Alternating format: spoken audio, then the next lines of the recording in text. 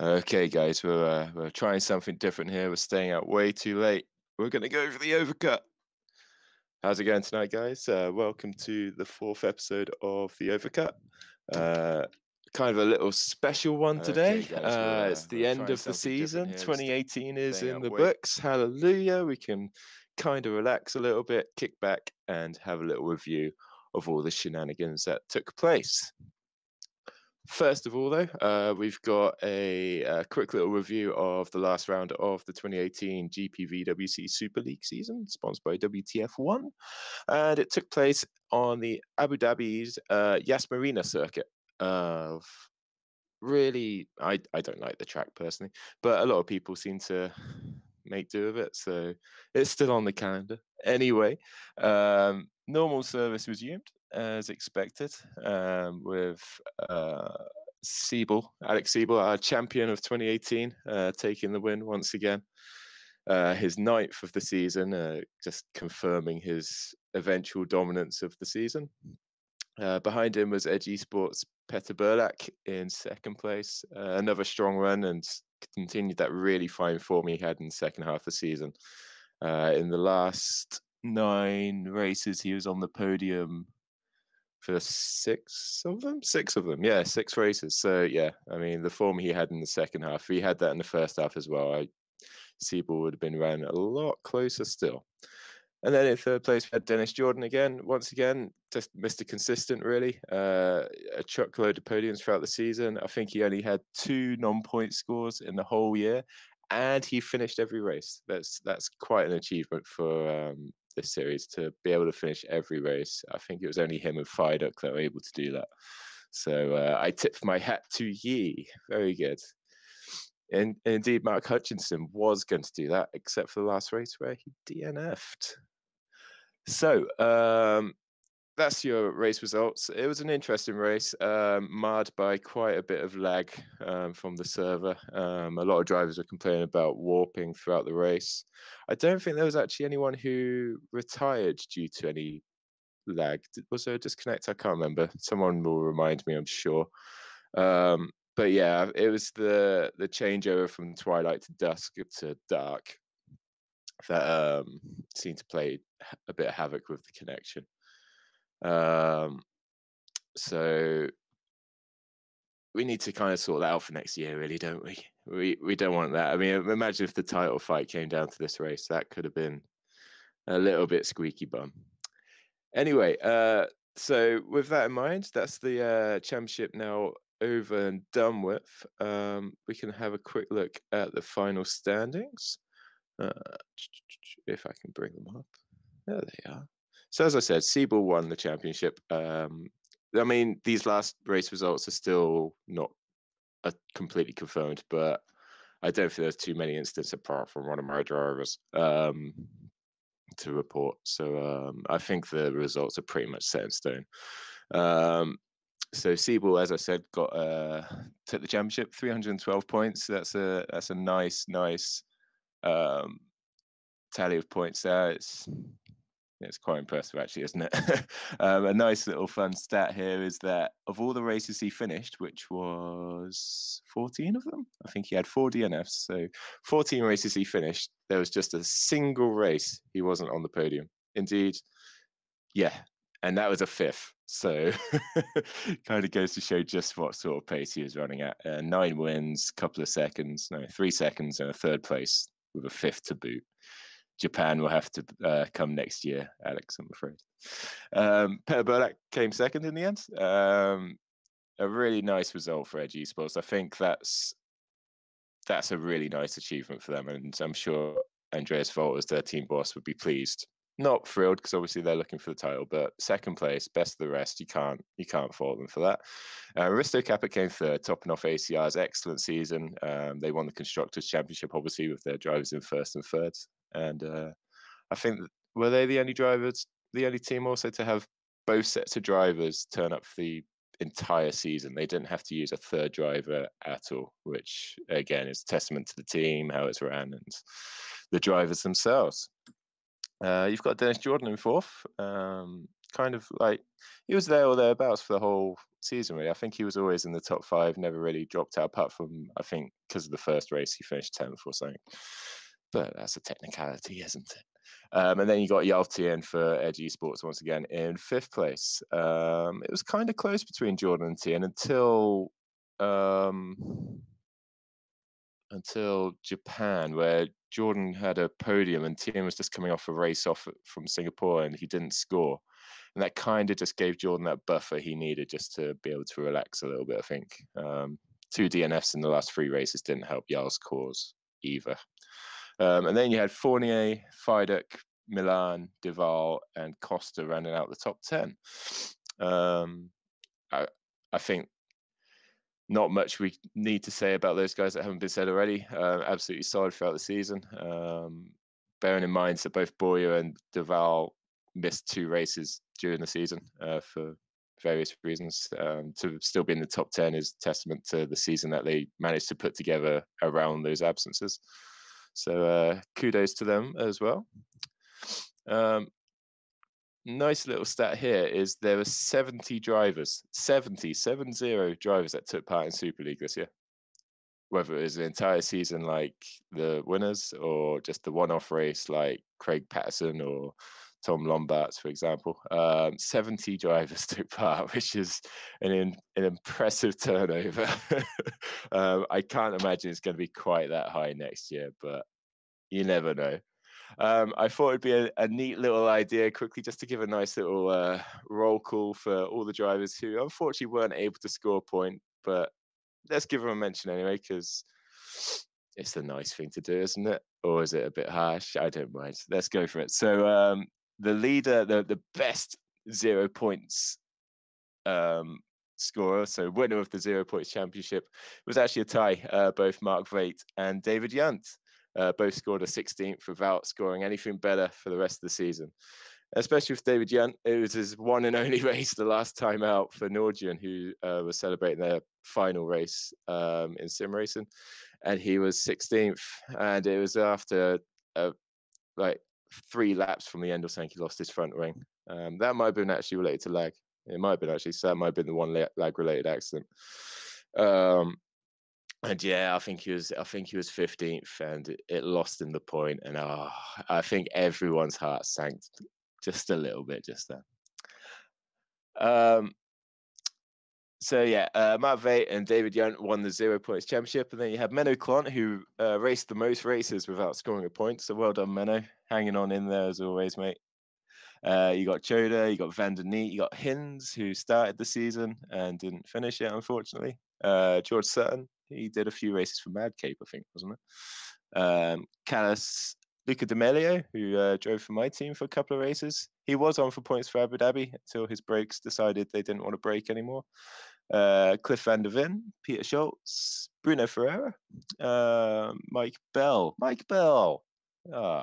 If he brought his ITC form into Super League, he'd be laughing.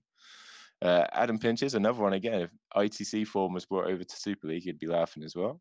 Jim Parisas, Cameron Roger, Sven de Vries. I mean, there's a couple of names here you wouldn't expect to be on 0 points. Granted, they've only raced 1 or 2 races, but nonetheless, you kind of would have put a bit of money on maybe sneaking a point or 2. Luke Browning, Ben Willis, Jean-Pierre Haplap, Eric Andre, Greg Patterson, and Tom Lombards rounds out the 0 pointers. Okay, so Jeff's actually saying he's fallen asleep, which, you know, is typical of Jeff. Always moaning. Not good. So what we'll do, I think Boyer should join in, by the way, even though he hasn't got anything good to say, apparently. He's always got good to say. But anyway, let's bring a person in. We'll bring a peddler in, first of all. Maybe Dennis Jordan. It's either Dennis Jordan or Jeff. Let's bring Dennis Jordan in, first of all. See what he has to say for himself. Hello, Dennis. Good morning. Morning? Is it really morning over there? No. It's an hour later. Oh, man. Well, thank you for staying up so late. Anyway, I appreciate it. How are you doing? I'm fine, thanks. Good. How was Abu Dhabi? Uh, Not so fine.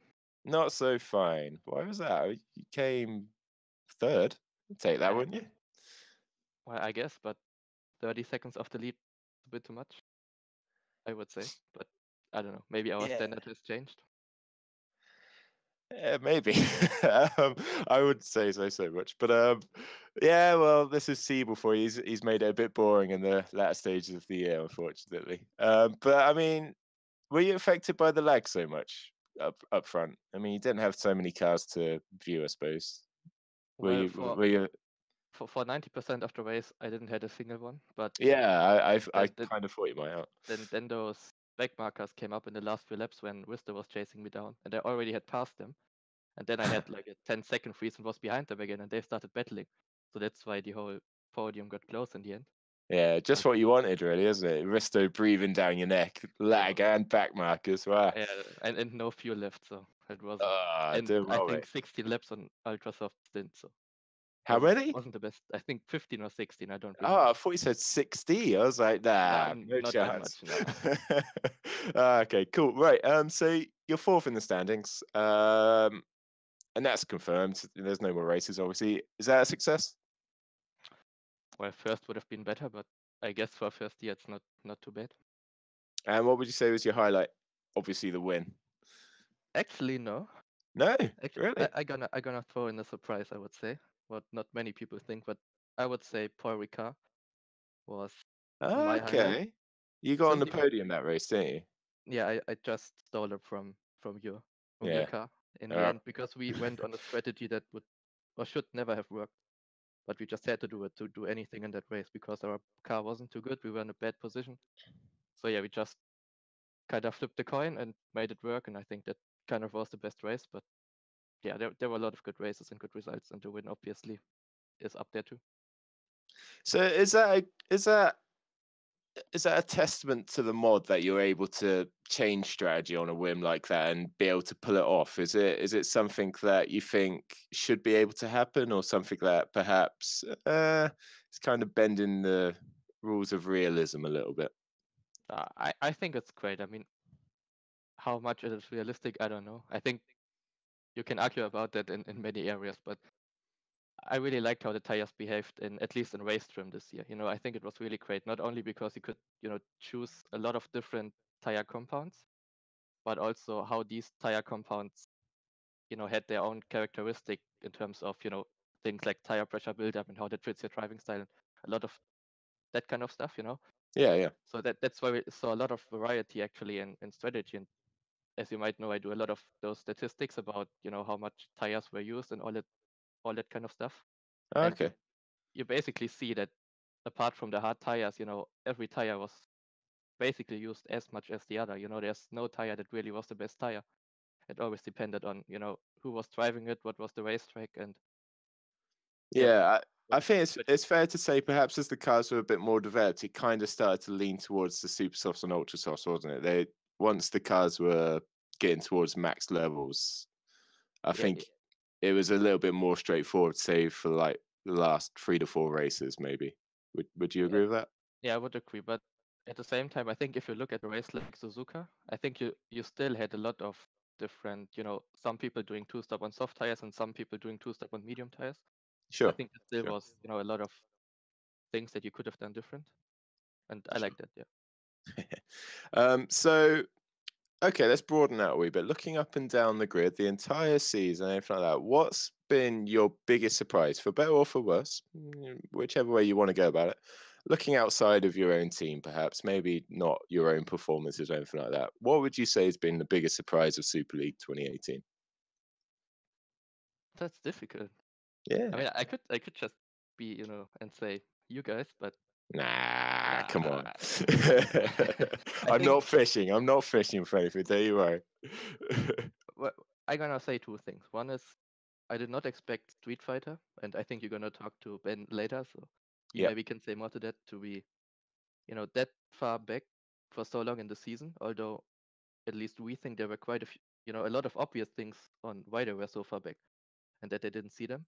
Yep. And the second one is that we had basically only one race, I think, where we did not have a full crit, so that every Yeah. team was committed throughout the whole season, every race, and always gave maybe not 100%, but always tried to do their best and field to drivers and all that kind of stuff. I think that hasn't happened too often in the past, so I think that was definitely a good surprise.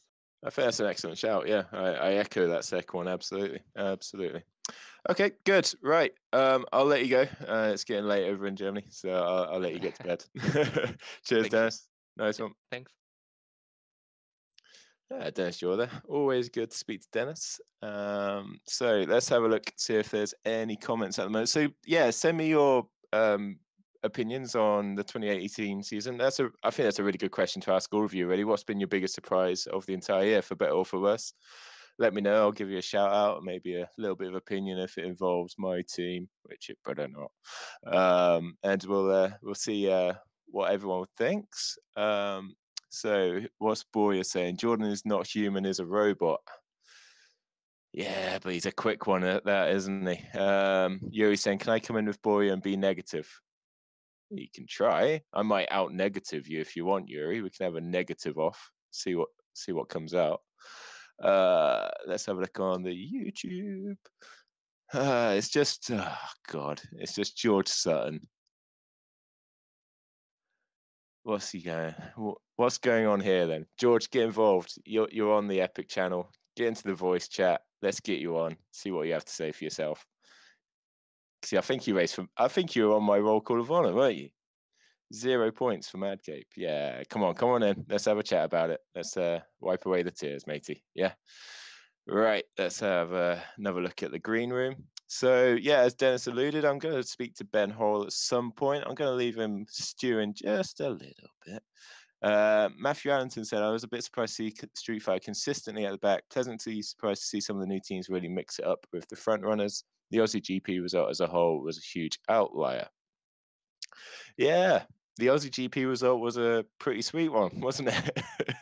I'm not gonna beat around the bush there. It was not. I was not expecting that. I should say it was a massive surprise. And yeah, we led the championship for one round at least. But yeah, I mean, you look back at that now and you think, wow, wait a sec, Siebel had a disconnect. If that didn't happen, it would have been 10 wins. So yeah, you got to take them as they come, I suppose.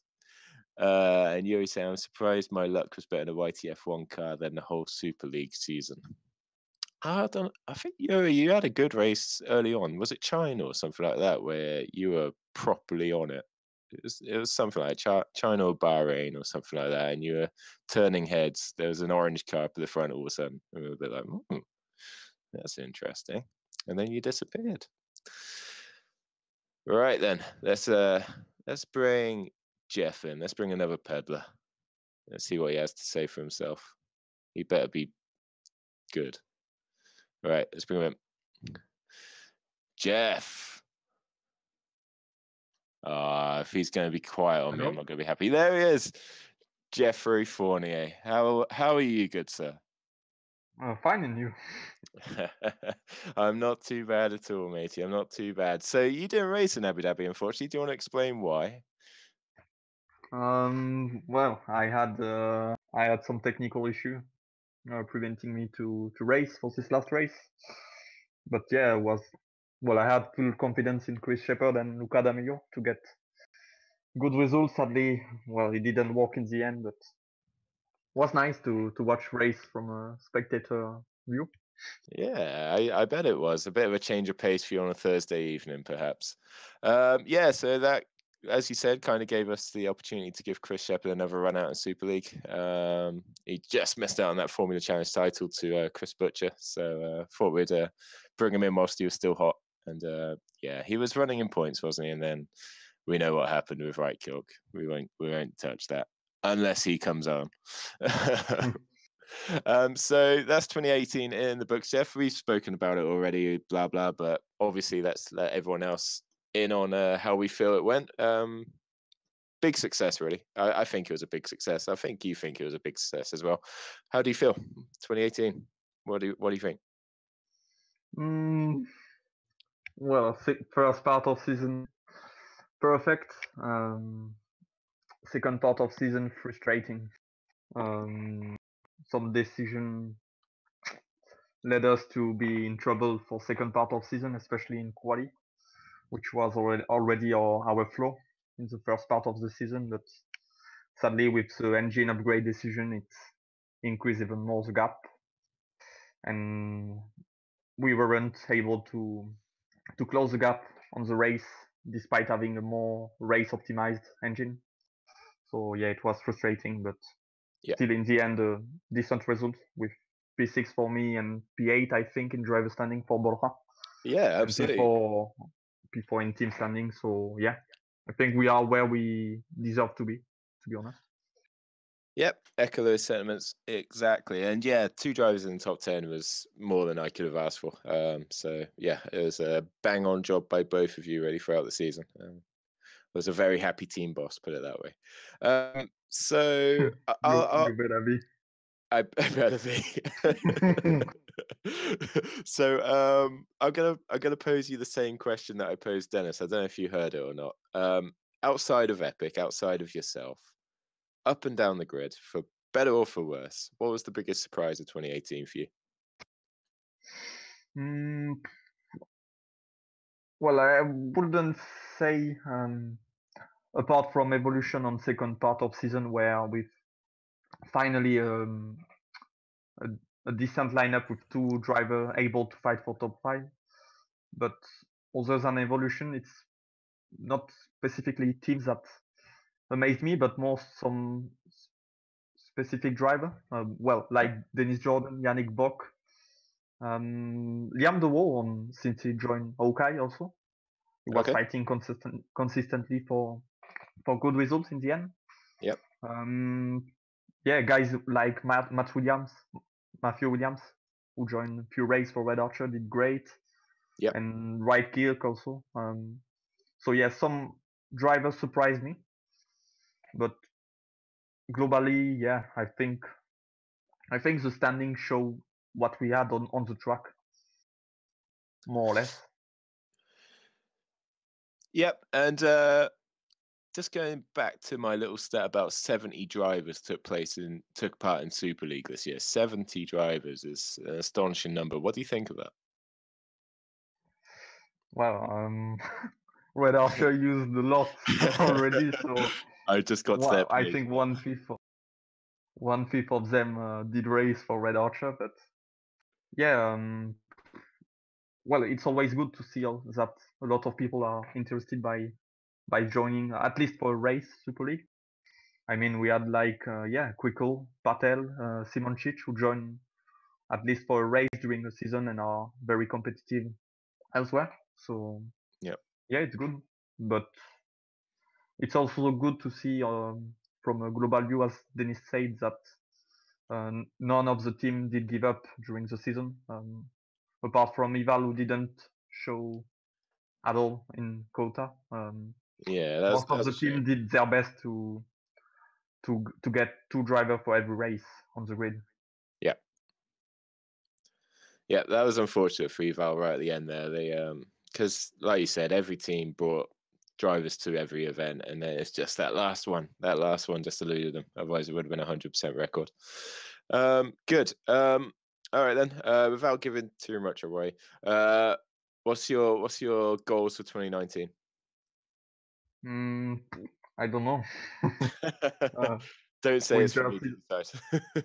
Winter season just starts, so yeah, we'll see depending on the mod. Well, the goal is always to be as high as possible, but I'm guessing 2019 grid will be even more competitive, so we'll see.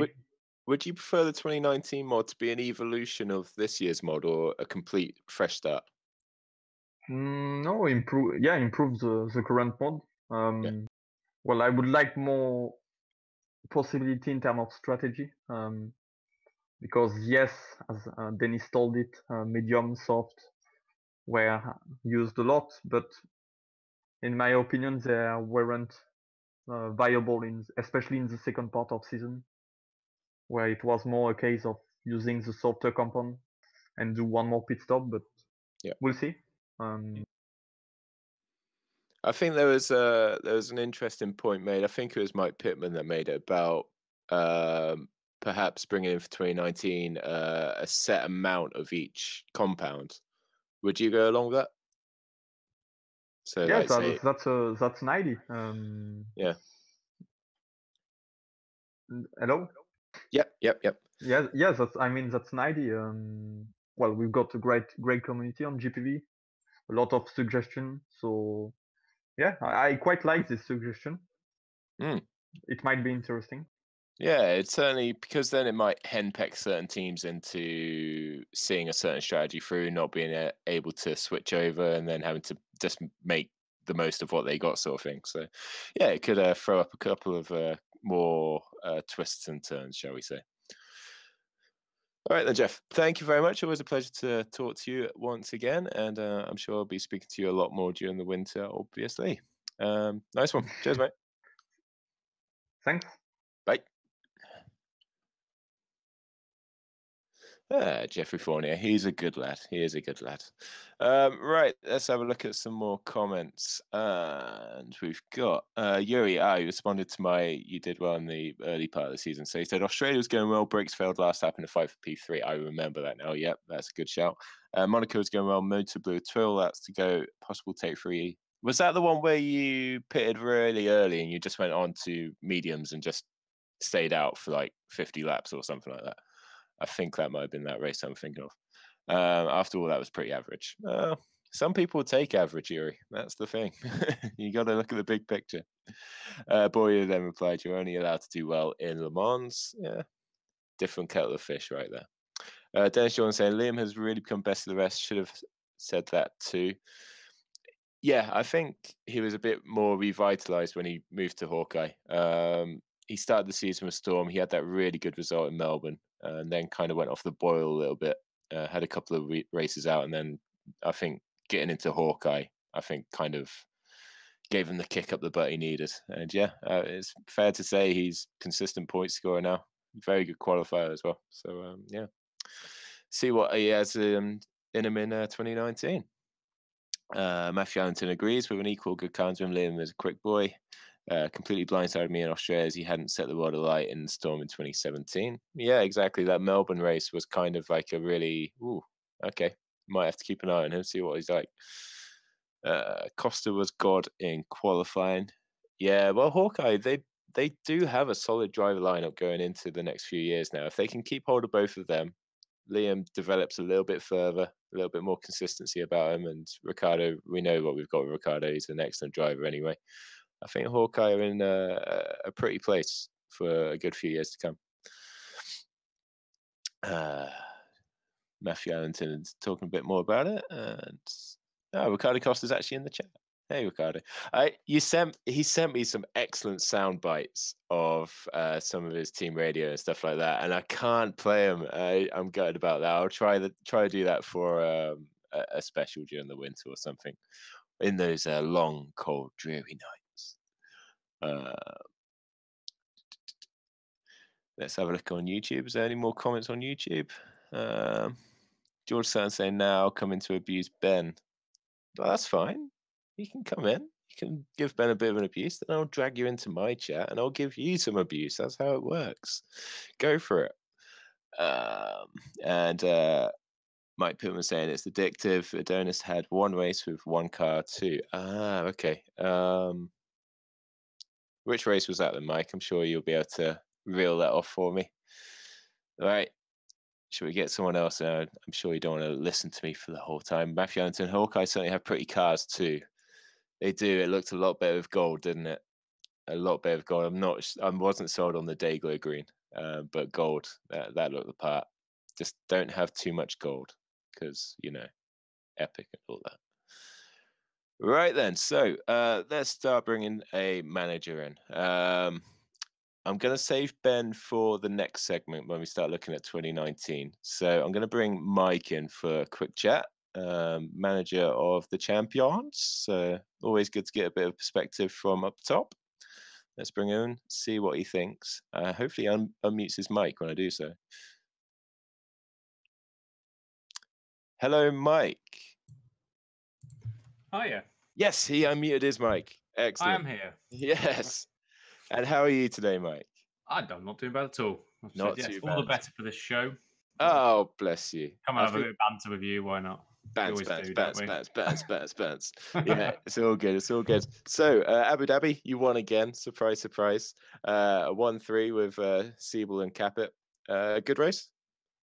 Well, yeah, I mean, you can't really do a lot better than that, I suppose. But yeah, I wouldn't have liked it if it was down to the title. Why? It might have been a slightly different base altogether, I think. It was quite a relaxed one because nothing was on the line a bit, really. Everyone had a bit of freedom. Risto even took a back of the grid fresh engine that he didn't really need to take because he just wanted to make it a bit more tricky for himself. Yeah. Well, no, it's more. Well, I think having a fresh engine here did give a big advantage. So I think it was quite fun for him to try and do that as well. And ultimately, we're all racers and want to have a bit of fun doing it, don't we? Right. So yeah, give it a good go, and nearly snatched third on the final lap. So yeah. Of course, he came fourth, didn't he? Sorry. Yeah. I'd love giving to you have places. But yeah, that's fine. So you don't need them. Arguably, we nearly did. There was a certain point where we were caught out a bit by Edge during the season. So ultimately, to have done the double is great. In fact, double because we did it last year. Yeah, that's it. Even better. So I can't, and that's incredible talents that we have on the books. To have two drivers all season as well, only two is the first time I've ever done that. Last year we had to have three. Parker took over when Rudy did World Fastest Gamer. So I know and that went well for him, didn't it? Yeah. Who missed one of our rounds for that? I mean, so yeah, that's how that ended up being. Otherwise, we'd have had 2 seasons with just 2 drivers as well. So ultimately, it makes a big difference when you look at teams that have struggled to. I mean, they've near enough always managed to get 2 cars on the grid. So people like Red Archer have used about 13 this year. All credit for them to getting 2 drivers to the grid every single race, though.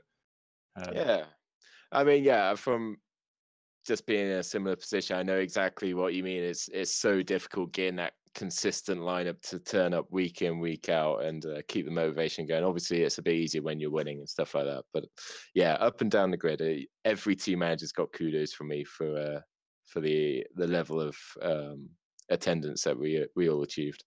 So give you all a good pat on the back. Good effort, all. Yeah, the level has been raised this year, I think, in that respect. Yeah. So touching back on, you were glad that the title fight wasn't coming down to this round. Doubly so because of the lag, I'd imagine. Did you guys experience much of the lag out front? I mean, Dennis said he didn't for the majority of the race until he hit the back markers. Was that the same sort of case for you guys? Because people's had issues in the past. Yeah, there was a point about, I want to say probably about 10 laps from the end, somewhere like that. Yeah. And Siebel was mentioning about losing seconds here and that. I mean, he was still pulling away, but obviously I don't know whether Petter had the same problem. So it was just keep it going. I'd have been very much worried if there was, if the title was on the line. Yeah.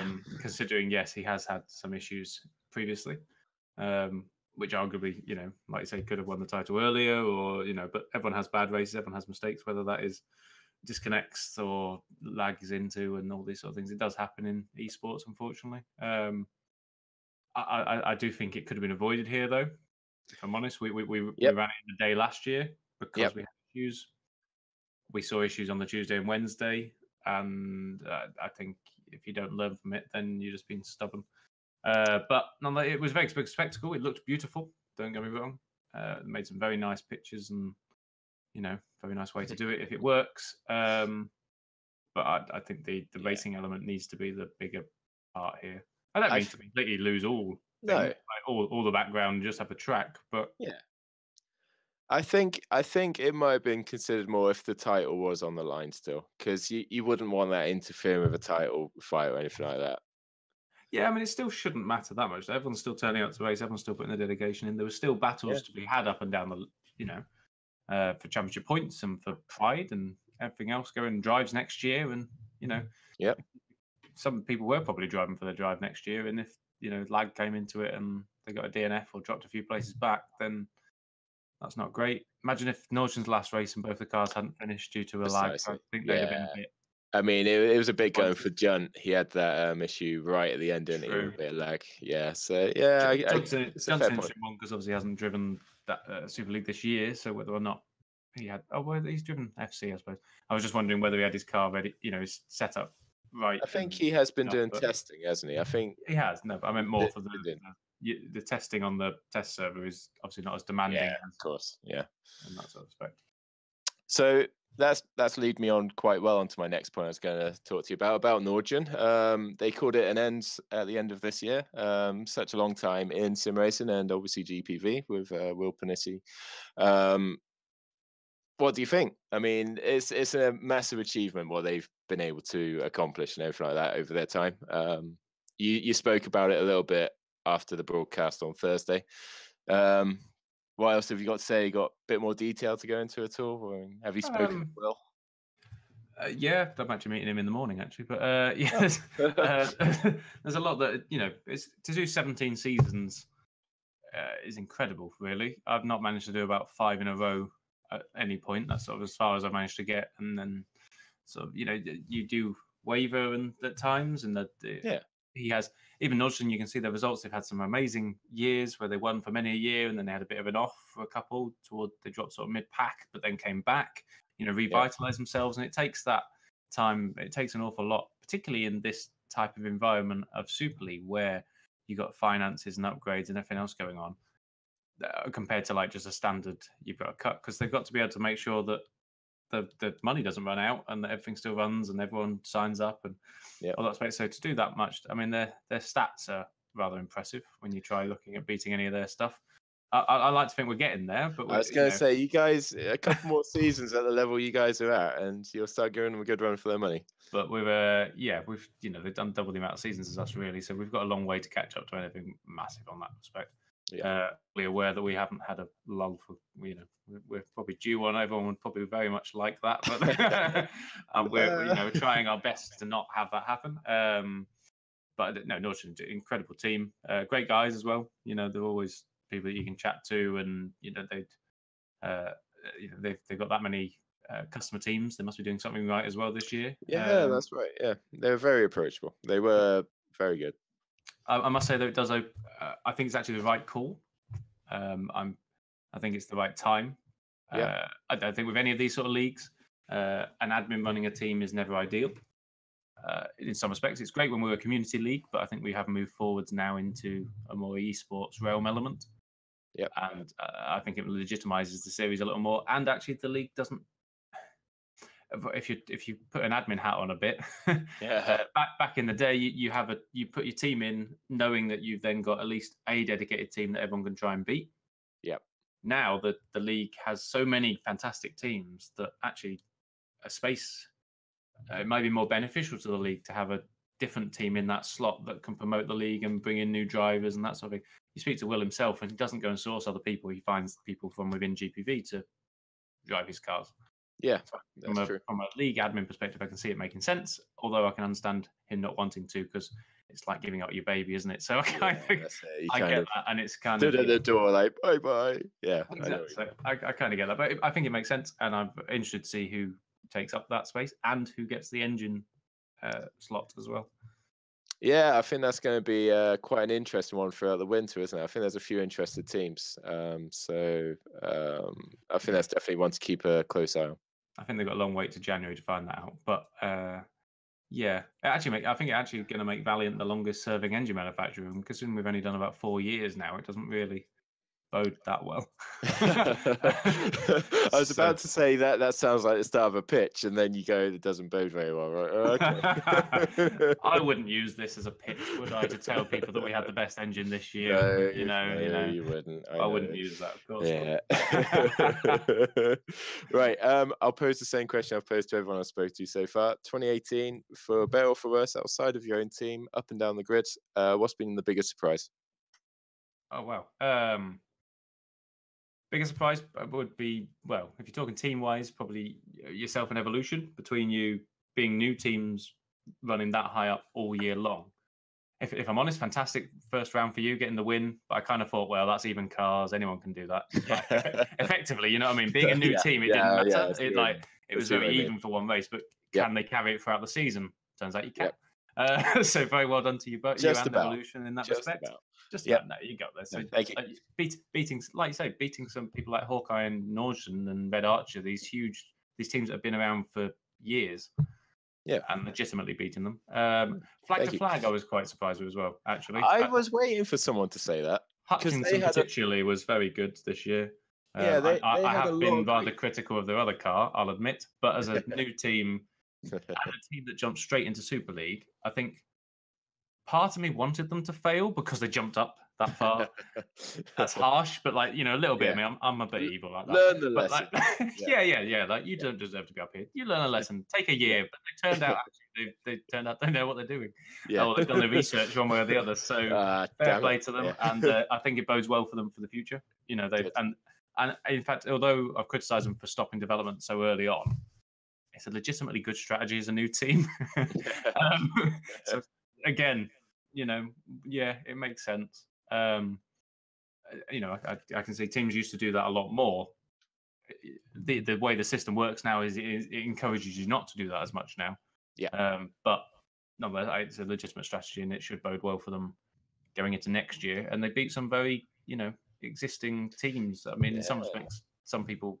I mean, I won't bag on about Street Fighter being at the bottom. That was obviously a surprise to everybody. But record now, isn't it? Yeah. Everyone's surprised by that.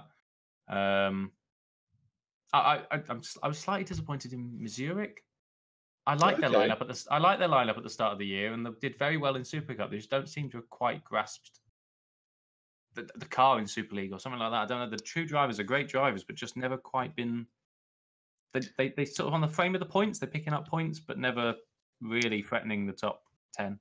Would you say that highlights quite a lot the difference in terms of the behind the scenes stuff, not just driver lineup or anything like that, but what you need to do behind the scenes as well when you step up from Super Cup to Super League?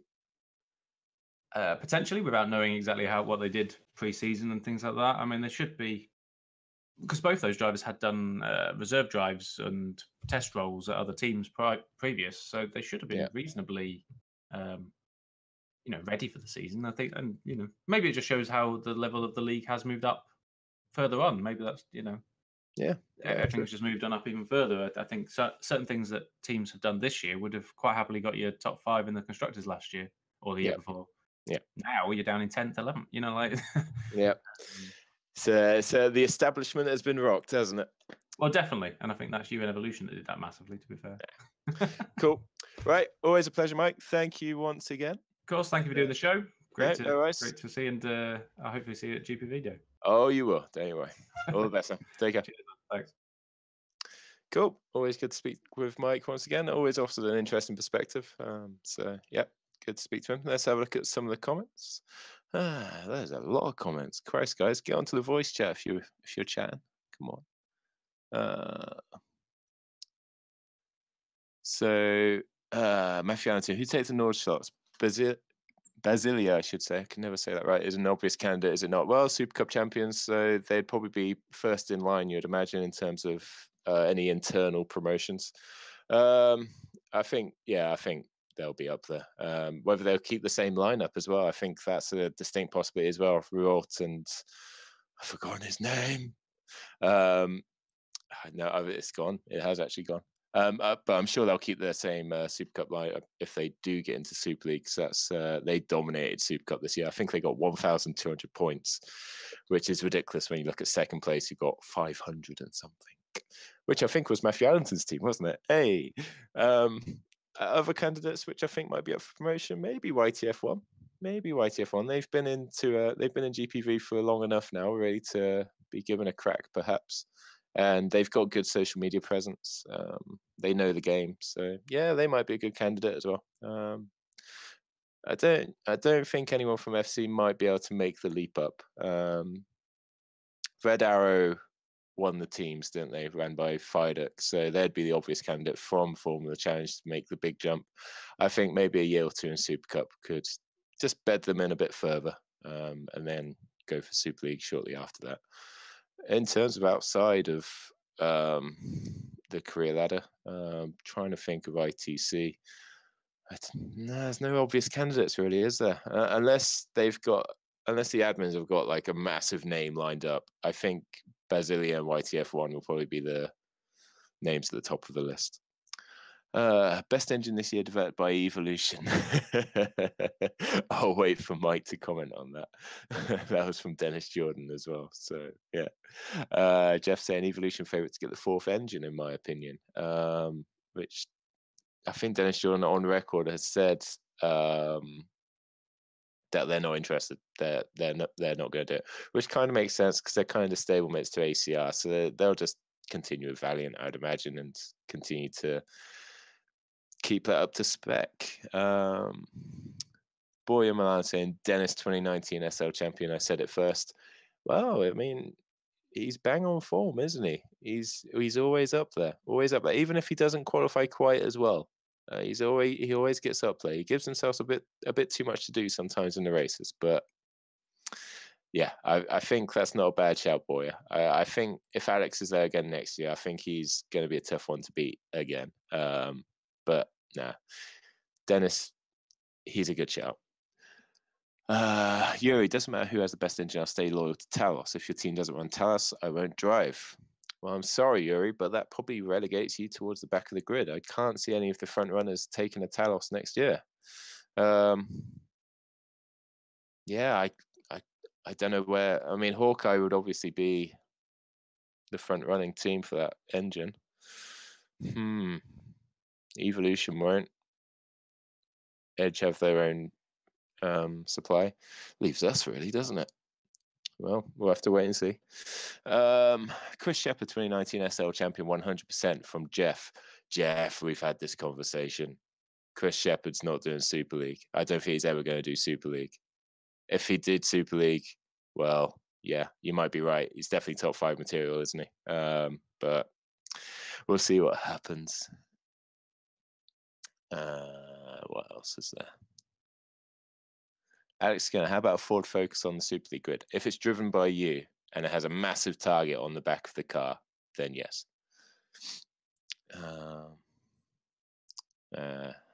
Yeah, I still can't pronounce that name, Alan. I'm really sorry, Masai Milanek. That's as close as I'm going to get, I think. But that was the partner of Stefan Ruot in Brasilia, wasn't it? Yeah. Right then. Is there any YouTube comments? Let's have a look. Oh, so Yuri explained why Adonis only had one car at one race. It was when the server decided not to let him onto the race server. Canada. The best race of the season, really. Best track, anyway, put it that way. Okay, so who else have got? I suppose I've been letting him stew for long enough. Shall we let Ben in?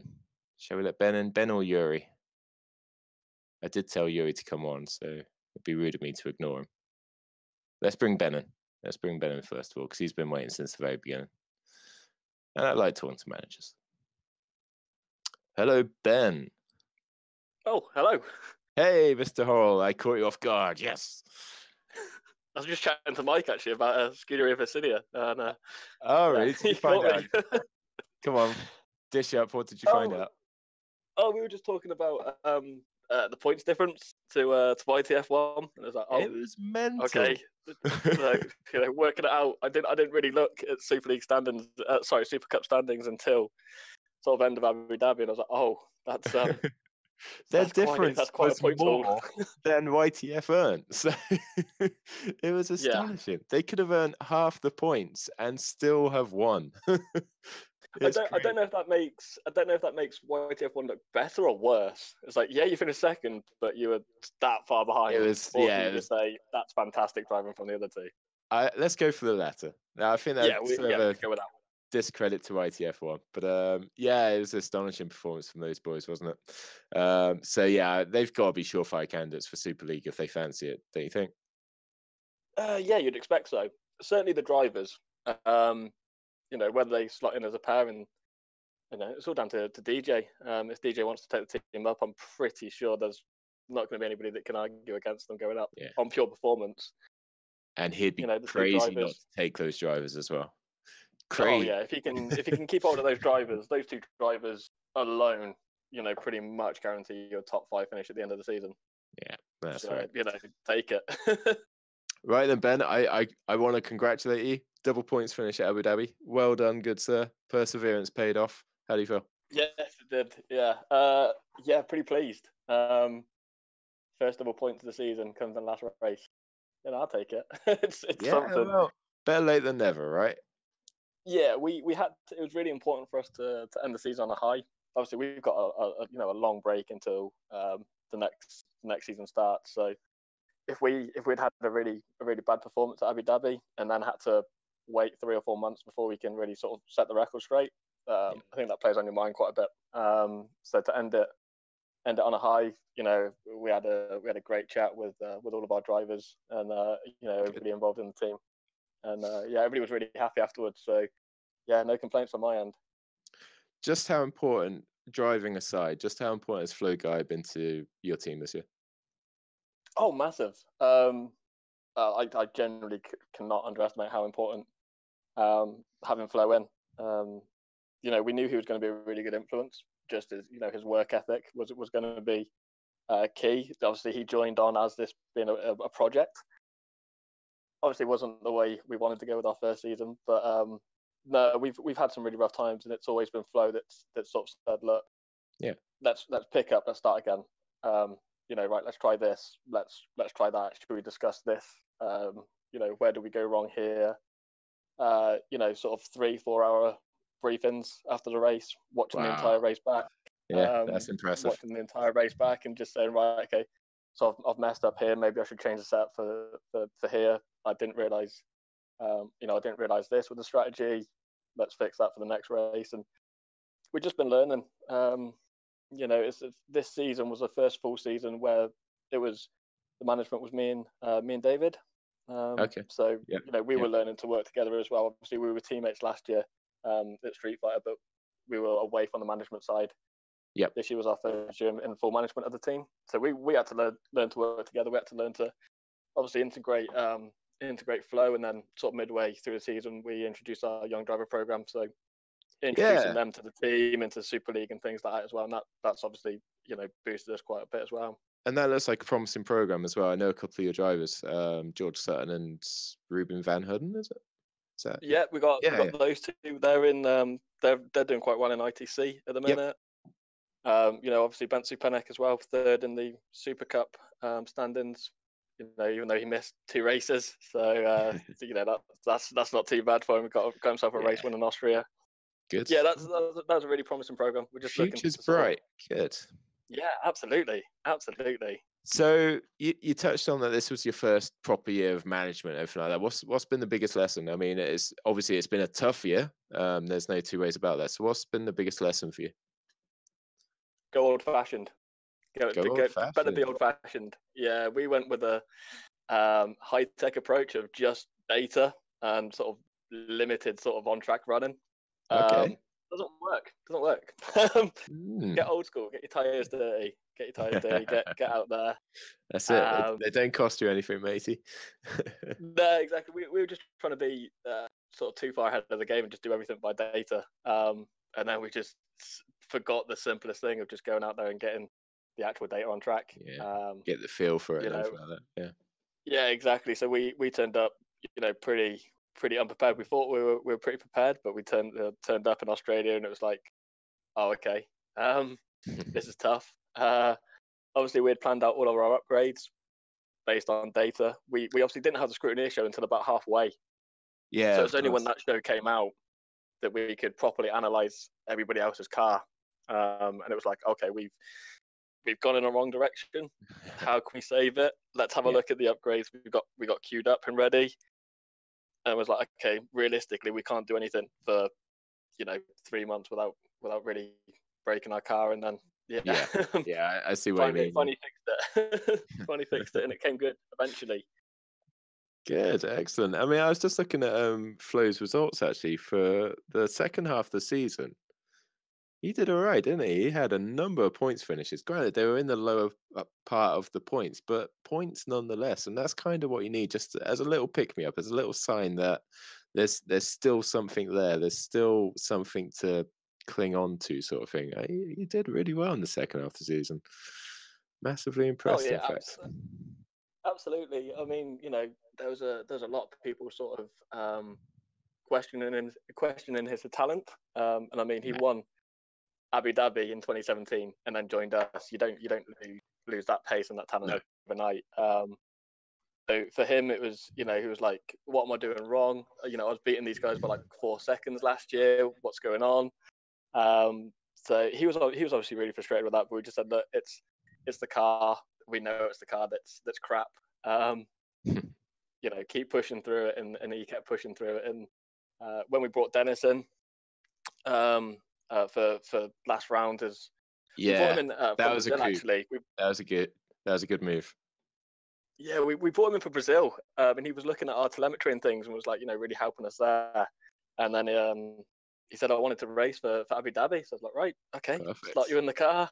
Magic. And then watching those two go testing together, Flo and Dennis was really something quite special. Actually, just sat there, listening to them go on about data for ages, and to just be testing and trying different things out constantly. And it was like, this is insane. This is what we needed from the start. And Dennis said some really nice things about the team as well. So it sort of picked us up.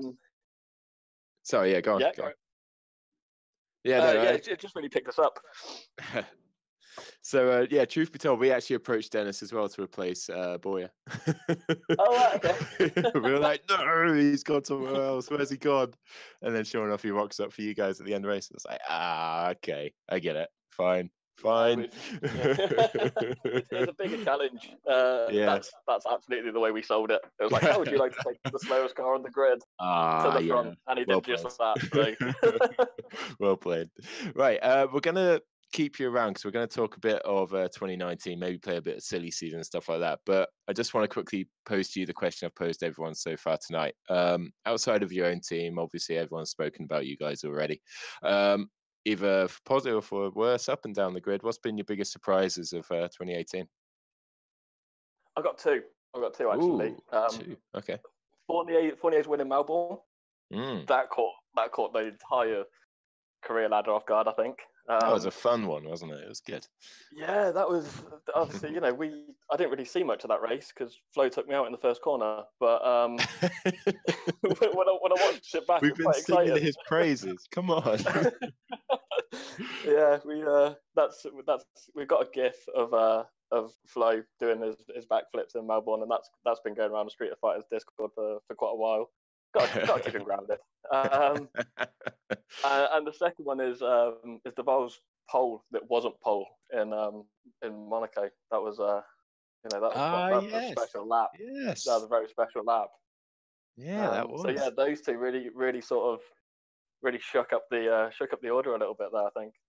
Yeah, good answers actually. Yeah, nice one. Yeah, okay, good. Right. Okay, let's go on to the fun stuff. Let's shall we go team by team? Do you think we go team by team? Okay. Yeah, let's go. All right, let's go by championship order then. So.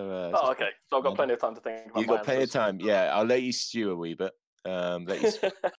So go on then. ACR is Siebel's got to stay, obviously, surely. Yeah, you'd expect so, wouldn't you? That's Mike doesn't like letting his drivers get the best of times. Don't mind when they've got a world championship. Siebel stays 100%. Question marks over Risto? I think this is going to be many seasons. I think it's going to be a massive key to the entire market, really, isn't it? I mean, any changes at the top send shockwaves down the rest of the grid. I think Capit goes. I honestly think Capit goes. Not because of performance related or anything like that. I think he might go for a different challenge. He'll stay with ACR, but I think he'll go elsewhere. Yeah, obviously Risto races in about 40 different leagues. Yeah, he's got a choice, hasn't he? So, I mean, it's got to impact him. I know Risto's incredibly talented. We worked with him for last year in 2017. We worked with the VBM team quite a bit. Incredibly talented, but that's the time that he can commit to each series is going to be the limiting factor. If Risto stays, very interesting for the driver market. If he goes, even more interesting. Yeah, I agree with you there. All right, good. Obviously, everyone who's listening to this, if you've got your own opinions on each team as we go along, feel free to chuck them in. I'll try and keep on top of them as we're going along. All right, Edge Esports, Tien and Burlak. I'd say Burlak stays, question mark over TN. Yeah. For me, Burlak stays. Patel comes in. Yeah, that's what I'm thinking as well. That's yeah. what I'm thinking. Mo Patel for a full season. That'd be quite tasty, actually. It would be fun, wouldn't it? That'd be really all right. Quick. Yeah. I'm not sure TN would really want to settle for a second driver role, because that's kind of what he was reduced to in the second half of the season, would you say? Yeah, obviously he got a win. Was it Monaco he won? Yeah, that was the first one. Early on the season. Yeah. And everybody, I was included. I thought he was just going to shoot up and just, once he got that race win out the way, he was going to fly up the order. But then it seemed to sort of spur Burlak on more than anything. So yeah, that was an interesting one. And obviously, with Burlak going for the title pretty much towards the end, yeah, it didn't really leave Tyan any sort of chance to really impress anybody after that. He was always going to be playing number 2 after it was mathematically impossible for him to win the title. So it's a shame. I'd like to see them really go for it. Do you think Jarl stays in GPV? Yes, I do. Yeah. Okay, good. We'll come on to where I think Jarl's going to go when we get to the team. Interesting. Okay, good. Okay, so Evo. So the general thinking is Jordan might move up to ACR.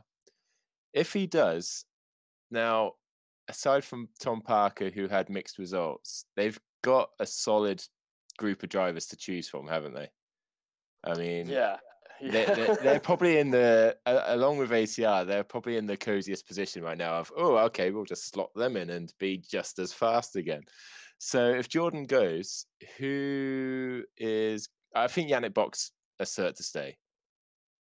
They got to have some consistency. So who partners Bock? That's a good question. Simitic, maybe? Yeah, he had that one race in Austria, didn't he? He was on the podium. Yeah. I don't think Dennis will go. I think that more depends on risk though than Dennis. If I'm completely honest. Yeah. I think obviously Dennis would jump at the chance to go up, but I mean Evo is a race winning team. Evo is a race winning team as well. So they prove they can do it. Yeah. That's an interesting one. I didn't really think of Evo. I thought they were both well, pretty much isn't it? Keep the drivers. It's so Evo that they just snuck in, haven't they? They're always there. And I mean, from my point of view of Epic, we kind of got to the second half of the season, and Evo was still there, even though we were like, oh, actually, wait a sec. We should be looking at Evo. We shouldn't be looking at ACR and Edge. We should be looking at Evo. What's going on here? Yeah, they sort of came out of nowhere, didn't they? Even that sort of race win in, was it Monza? Was it Monza? Yeah, Monza, yeah. When he just came out of nowhere to sort of, it's like, okay, well, I didn't think they were that quick, but okay. And then from there, they've been right up there, haven't they? Yeah, well, I love Parker, but it was ever since they swapped Parker out. Yeah. Parker was just giving the rest of the grid a chance. Yeah, that's true. That's how you market it. So it's all right. He's not listening. It's fine. Okay. So yeah, maybe Simichek. I think that's probably a good shout. Actually, that's a good shout indeed. All right. I will probably not speak much about the next team, but you can go ahead and give me your thoughts. Epic. Oh, Epic. Does Borja stay? I know he left for the end of this season. Yep. Is he in the frame for next year? He's around with the team still. He's around with the team. I'm gonna go out on a limb.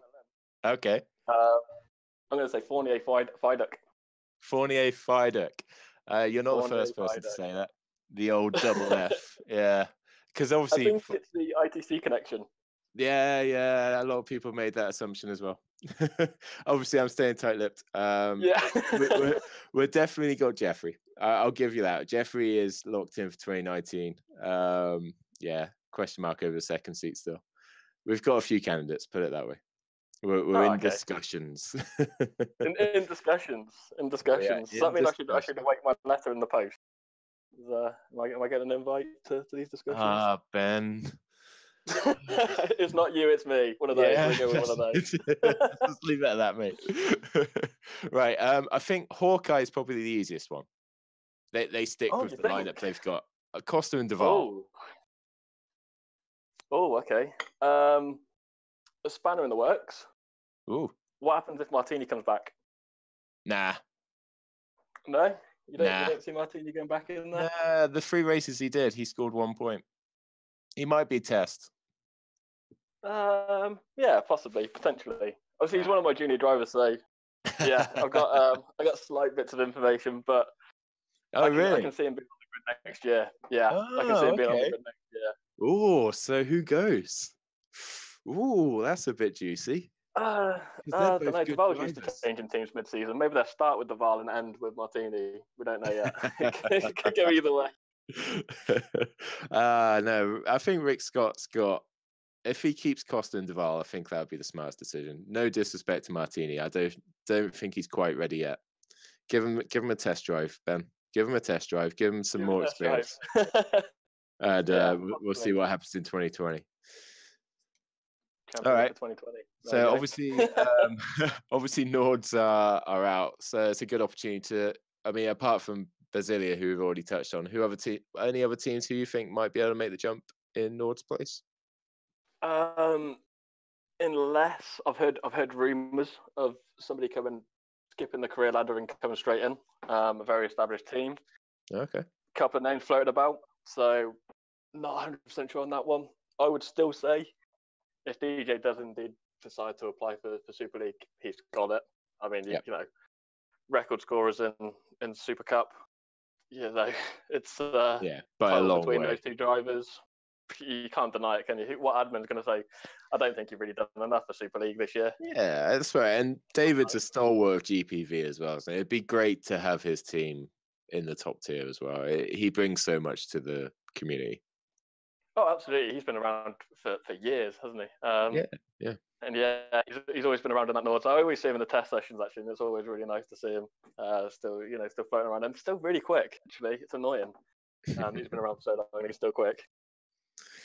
Right then, so before we get on to the hot mess that is Red Archer, let's just have a quick look at some of the comments and see if there's anyone who has any predictions of their own.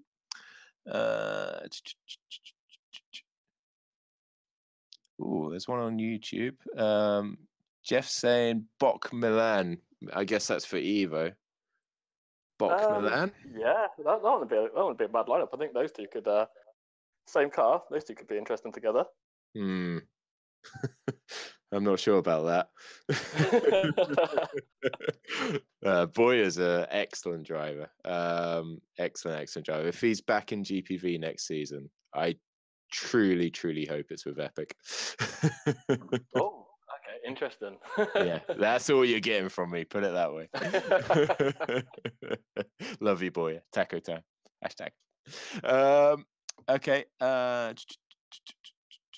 Although I'm glad I got to focus on the drivers I eventually had instead of nurturing Martini himself.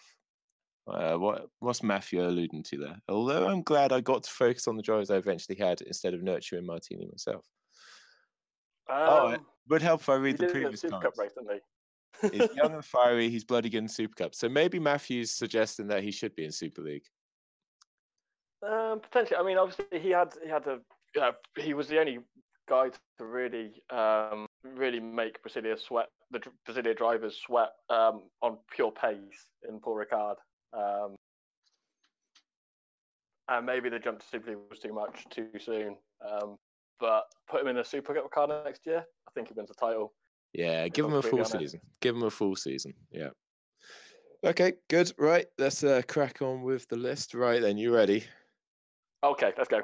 All right, let's go for it. Red Archer. Did I hear you that Super League have had 70 drivers this year? 70 drivers. I think half of them were in the Red Archer car, to be almost. fair. You're not far off. And it's such a shame because Nikos Evangelakis is he's one of the best, isn't he? Technical, he's there's no other. I think he's right up there, really, isn't he? And to have such a high driver turnout is so undeserving of the work he puts in. It's certainly not sort of not the norm for Red Archer either. So, Yeah, you know, I've raced a Red Archer. They gave me my debut a long time ago. How did that go? Points on debut. Hey, so wasn't too bad. You know, 9th in Catalonia, so not too bad for that one. Not it kind of went too downhill shabby. after that. Was that back when it was top 10? No, I think it's still top 15. I think. Never mind. Not that old. Not that old. Who do you go with for Red Archer? Well, I think you got to look at. I think you look at the free agents, don't you? So you look at maybe the Norwegian pair. They must both be high on the list if they can attract them. I can see one of them going. They're not both together. Yeah, I think that's a fair shout. You look at Super Cup, maybe Revolt if Basilia don't go. It's a tough one, but in the same way, it's kind of almost exciting because they can start with a clean slate. They can initiate a new game plan and commit to 2 brand new drivers and see how far they can go with them. Yeah, they can. They can't really use more drivers than they've used this year. Well, yeah, they'll go bankrupt. Maybe they were just testing for next year's drivers lineup. Yeah, that's not a bad shout. Looking at some of the drivers they had this year, there's definitely potential. I mean, Fabio Sixter had a great race at Abu Dhabi, didn't he? 7th place. Yeah, he was quite impressive. I wouldn't be surprised to see him back in the car for 2019. Yeah, my shout would be alongside Cooper. Cooper leading the team. Okay. Maybe revitalized after a pretty poor season by his standards this year. Yeah, maybe take a bit of the spotlight off sort of his performances a bit. Sort of put him somewhere that's, you know, I wouldn't say lower down. I wouldn't say, you know, Red Archer is a step down from Nords, but maybe not as much pressure to be up the front consistently as there is with Nords. You know, get him to regain his form, drag the team up there as well. He's been around Super League for years, so he knows the way around development. I was going to say he's got the pedigree, hasn't he? He's got the pedigree. Give him the equipment, and I think yeah, you're right. He could get back up there. Okay, good. So next up is the another one of the surprise packages of 2018, Flag to Flag. They've had for most of the season Hutchinson and Ayres. Seemed like a solid, reliable lineup, if anything. Ayres a bit sketchy first half of the season, 11th for DNF, but otherwise not too bad. What do you think? Yeah, one of the real surprises of the season. Obviously, I think most established managers and teams wanted them to fail. To you know, for a lot of teams that had to go work their way up, I think it was you know, a lot of teams wanted them to fail, but they proved they did it well. They did their research, so fair enough. Obviously, they had Mark, who I think was new to GPV at the start of the season. Yeah, I think he was. And Michael had done a couple of races in Red Archer the year before. Yeah, I wouldn't be surprised if Ayres goes. Oh, really? Be surprised if Ayres goes. I was trying to sound surprised. I promise you. And it's a shame actually because I quite rate Ayres as a driver. When I first saw him in K-E-D. when I first saw Michael in Mexico 2017 for Red Archer, he was quick. Really quick, and he really impressed me. And I said he's going to get a full-time drive somewhere next year. Yep. You know, didn't pull out the performance this year. I think he will get another season to prove himself, just not at Flag to Flag. Okay, interesting. Maybe he'd have to drop down to Super Cup to really boost his own morale and performance and boost his stock a little bit. Yeah, goes back to that word of revitalization. Get the juices flowing again. Yeah, I can see. I don't know. Would Cameron Rogers check himself in the car? You know, that would be an interesting one. I know the old manager-driver combination again. Christ, we haven't seen that for a little while, have we? Yeah, I mean, it worked well for me for about 8 rounds. That was great. So why not? I don't know. I mean, you know, I reckon you should throw Pittman in there. To be fair, you reckon? Pittman gave us quite a lot of flag. You know, I'd pay to watch Pittman in a full car, a full season. Like, I probably wouldn't offer to pay the repair bill. Let's make it happen. We can make it happen, Ben. Let's do this. Cameron, if you're watching, you know what to do. Yeah, there you go. As for a second, I have no idea. My best guess would be somebody that's been floating around.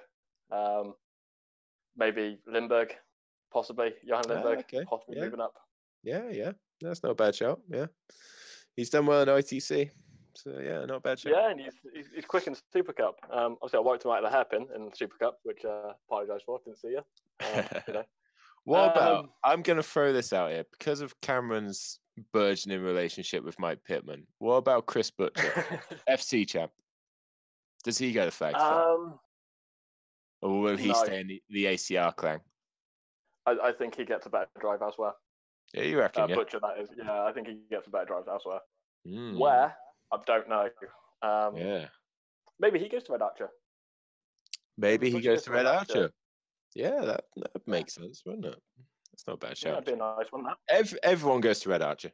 Everyone goes to Red Archer. If you need a drive, go to Nikos. Right. Moving on. Eval, are they going to hang around? I can't see it. No. Right, Kilk. He's a good driver, wouldn't you say? Solid. Couple of fourth places.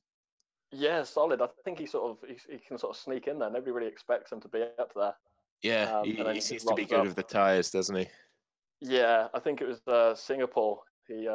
Singapore, was he running like top 5 or something on a crazy strategy compared to everybody else? I think out of nowhere.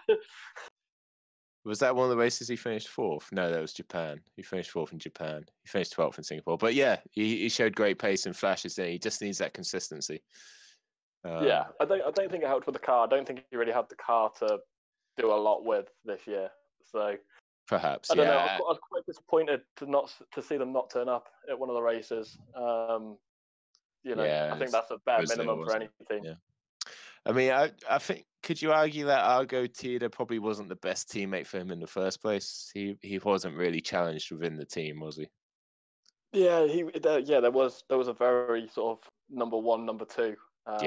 Big time. Element to it. So, do you think Kilk will stay in Super League? He should stay in Super League. He should have half a chance with a number of teams. If Evo stay, yeah, absolutely. He'll be in that car. That'd be stupid not to. It's pretty much suicide if they did get rid of him. If they do go, YTF1 to go up. Lindbergh stays there. Yeah, I'm a little bit biased because I'm a big fan of theirs, but I'd love to see YTF1 in Super League. I think they'd bring a really good presence. I'd love to see it because it guarantees that Street Fighter at least beats somebody straight away. So, if there's one thing you can count on, it's YTF1's luck. So, I think they might even beat my DNF record. But no, I'd love to see them because they've been around for a while and they're. It's good watching them in Super Cups. So yeah, I'd like to see him up there. So let's have a quick look at the comments again. I think Boyer just put a good one in about Ray. Did amazing with that car. Give him a good car. There we go. So he's got kudos from Boyer there. So Dennis Jordan Dennis Jordan of Evolution saying right to Evolution. Ooh. There you go. There we go. Maybe he's a kind of. Is it not? Is it not? Is that confirmed or? Well, if that's the case, who's he replacing at Evolution? Does that mean Dennis is on the move? Dennis goes up, Risto out. Yeah. I think we've cracked it. I think we've cracked it. Magic. No, we're good at this, Ben. We're doing all right. Yeah, there you go. We can do this again. We should do a show later, like to see how wrong we are. Yeah. Lee, you were wrong about Epic. Jeffrey's not here. The one I thought I had nailed on, not in the car. The one that I kind of confirmed live tonight. Okay, right then. So let's crack on with the final 4 teams before your lovely selves. Adonis. Kazdorp? Kazdorp. I think he should be in there. He's got the talent to be in that car. And what about Jonathan Holmes? That'd be a nice lineup. I could see that lineup. I was going to go Chris Shepherd. Yeah, not a bad shout. Not a bad shout. I think he's Yeah. not going to be in Super League next year, but yeah, not a bad shout. you got more information than me on that, but A little bit. as a who I would like to see. Yeah, I'd like to see Chris Shepherd in that car. Yeah, he should be in Super League. He should be in Super League. Yeah, he's wasted down there. Come up, join up. Yeah. He's made room for you with a lot of people dropping out, so jump up. Yeah, come play with the big boys. That's where you belong. Show us how it's done. But yeah, I think if Shepherd obviously doesn't make a jump, Kasdorp Holmes, I think, would be a tasty lineup for Adonis. Where they are right now, I think that's a nice lineup to start moving up the grid with again.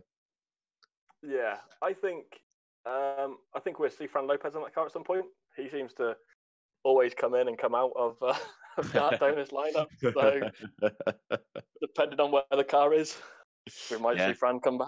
Yeah, okay. Blitz the race for a couple of races and then disappear off again. Stave off relegation and my work is done. Yeah, pretty much. That's it. Yeah, comes in as a bit of a mercenary and then off he tops.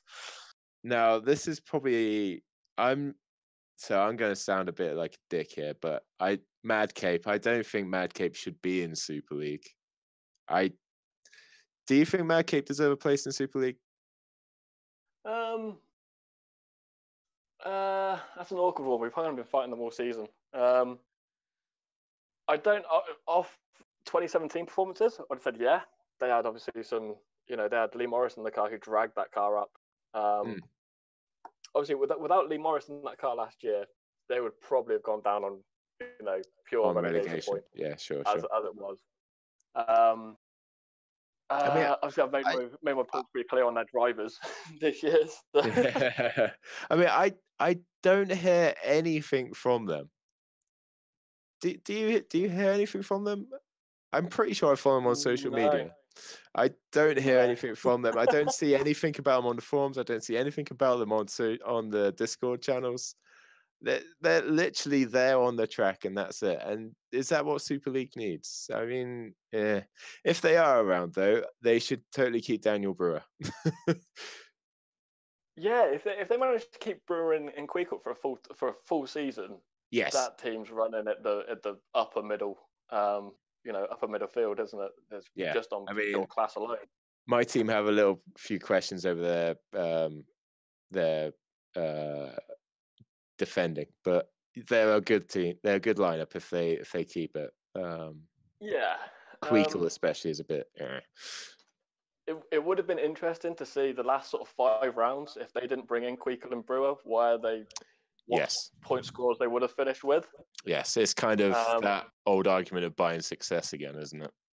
Yeah, because obviously it was quite close between us two up until the last sort of 5 races, and then bring in 2 superstar drivers. You're going to drag the car up. Obviously we're guilty of it for one race with Dennis, but end of the season we weren't going to catch Mad Cape at that point, so it was like, right, okay, let's see what we can do. Let's see what the car can do. Yeah, if they stay, it'd be interesting, but I don't know. I wouldn't miss them if they go. That way. Exactly. they're not listening anyway, Ben. It's fine. There you go. So Mike touched on a really surprisingly disappointing season for Majuric, who had a really good Super Cup season in 2017. We were racing against them in that, and we struggled against them. They kept the same lineup for the majority of the season this year, and they struggled. Do you think they persist? That's an interesting one. Because Paolini's a good driver. Paolini's a fantastic driver. That would suggest then that the car just wasn't up to spec, or the strategy wasn't thought out ideally, or what. I don't know what went wrong. I think they should keep Paolini. It's a tough one. It's a tough one. Obviously, it's their first year. Maybe they just went a bit more conservative. Possibly. On the upgrades and spending the money. Maybe they just didn't do as much testing as the other new teams coming in. That obviously yourselves, you saw instant success. So that would have boosted your morale to no end. But maybe they just didn't have that and didn't really have the commitment throughout the season. But no, Paolini is a fantastic driver. If Mazurek he stays. Driver to go in Wupke's place. You don't think Wupke would be kept on? I don't think he would. I think Mike's been calling for it for a while on the scrutiny. Okay. He needs to sort of give up that seat. It's an interesting one with so many drivers floating around. I could possibly see Cooper going in there if he's not quick about that's getting a good shout. Red Archer deal. I think that's a good shout. Depends if he wants to challenge of a project. If he feels like he wants to have a project, then just really have a team fit around him. I think Mazurek would probably make that happen for him if he wanted it. If he wants to stick around in the Super League, I haven't spoken to Alex. He may just be sort of done with Super League at the moment. The other big question mark, of course, also is Mazurek at the bottom of the relegation standings. So that's it as well. Yeah, whether they even have a chance. Yeah, exactly. We'll see what happens with them. But they're a nice enough team. Mike Schroeder tonight. I've worked with Mike before, and I've worked with Wopke before as well. So they're good guys. So it'd be a shame to lose them, but at the end of the day, they just didn't perform. Yeah. Okay. Exactly. Moving on to another kind of semi-stalwart of Super League that struggled this year is Storm Racing. They were right down there. What do you think? Yeah, that was interesting. It was considering they had a quick car at some points. Obviously, we mentioned earlier on Duval had pole in Monaco. Yeah. That's not an easy place to get pole. That car was quick. It was genuinely quick at stages. Yeah, he got second at Melbourne as well. Exactly, and then to let your top scorer go. I don't know. I want to question the management decisions behind that. Yeah, well, the manager's Christian Zorner this year, who I know very well, obviously. I think everyone knows I know Christian very well indeed. And I know a couple of inside lines about the team, and it's not healthy, put it that way. So whether they go into 2019 still with Super League or not, I don't know. Yeah. What I'm realising now is there's more teams probably that could go down or leave altogether. Than I was sort of anticipating. I wouldn't be surprised if Storm go down. I know they've had some fantastic results this season, and 2017 was a really good season for them as well. But are they going to put the time and effort in for next season to really turn it around, or are they going to struggle on and just hold up a place essentially? And you kind of always had the feeling after Duval left that they never really had a fixed driver lineup from one round to the next. They were kind of always hunting around, weren't they? And they picked some really left field names sometimes. Always the last in the server as well.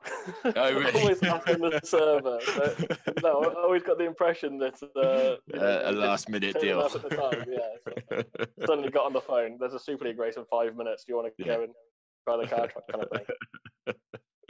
Right then, let's have another quick look at the comments before we finish off with Street Fighter. Mike saying on the YouTube channel, Queekle and Brewer top guys could title challenge, and then Mazurek saved by Nord's leaving. Queekle and Brewer, we said already, they seem solid. They do seem solid. Title challenge? Yeah. I think that's a bit of a stretch, especially if they stay at Mad Cape. If they stay at Mad Cape, not a chance. If they move somewhere. If those two go to Red Archer, that would be my outside bet for a title challenge. You reckon? Yeah. Nikos builds a cracking car. Yeah, this is it. Nikos is the X factor, isn't he? That's the thing with Red Archer. If those two are able to go and get a drive there, or if Nikos, if you're listening, there you go. Two drivers there. For a bit. Ben Willis, driver manager. Possibly. I said Willis. No, I meant Horrell. I do mean you are Ben Horrell, aren't you? I am. Yeah, Willis. Yeah. Willis was a manager at some point for Drake. I don't know if he's still there or not. To be honest, I think he is. I think he is. For a while. Sorry, I'm on my third rescue. There's going to be mistakes. Mazurek saved by Nord's leaving as well. Mike says, no.